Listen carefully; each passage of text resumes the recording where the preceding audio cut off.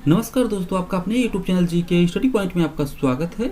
अगर आप UPSI, SSC GD, GK की तैयारी फ्री में करना चाहते हैं तो आप मेरे चैनल को जरूर से जरूर सब्सक्राइब करें, क्योंकि आपको मेरे चैनल के द्वारा यूपीएसआई, एसएससी जीडी की जीके की तैयारी पूरा कंप्लीट करवाया जाएगा, वह भी सिलेबस के अनुसार। आज की इस वीडियो में भारतीय संविधान का विकास, निर्माण व उद्देशिका से संबंधित 15 महत्वपूर्ण प्रश्नों का एक प्रैक्टिस सेट लाया हूं।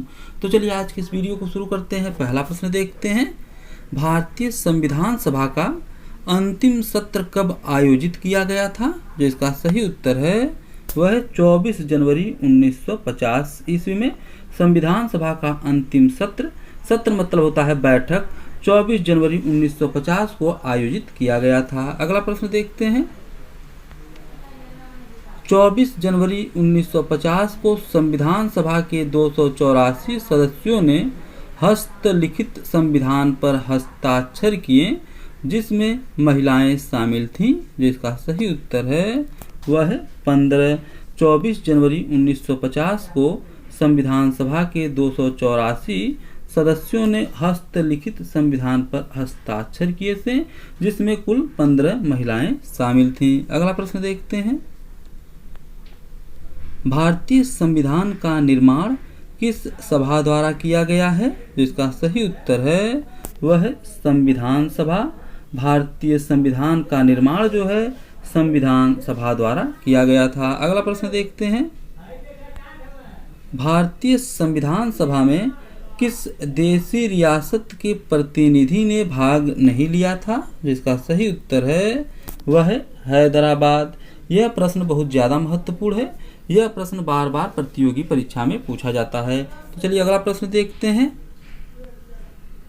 भारत का गणतंत्र के रूप में जन्म कब हुआ? जिसका सही उत्तर है वह 26 जनवरी 1950। अगला प्रश्न देखते हैं, भारत का संविधान लागू होने के समय इसमें कितने अनुच्छेद व अनुसूचियां थे? जिसका सही उत्तर है वह 395 अनुच्छेद व 8 अनुसूचियां।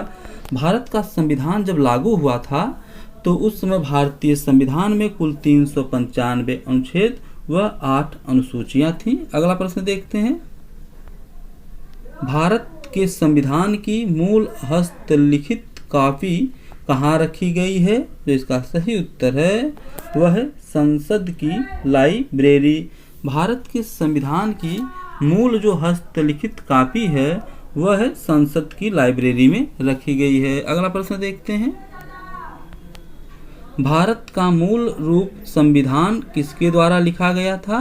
जिसका सही उत्तर है वह प्रेम बिहारी नारायण राय जादा। भारत का मूल रूप संविधान जो है वह प्रेम बिहारी नारायण राय जादा द्वारा लिखा गया था। अगला प्रश्न देखते हैं, भारतीय संविधान में वर्तमान में कुल कितनी अनुसूचियां हैं? जिसका सही उत्तर है वह 12।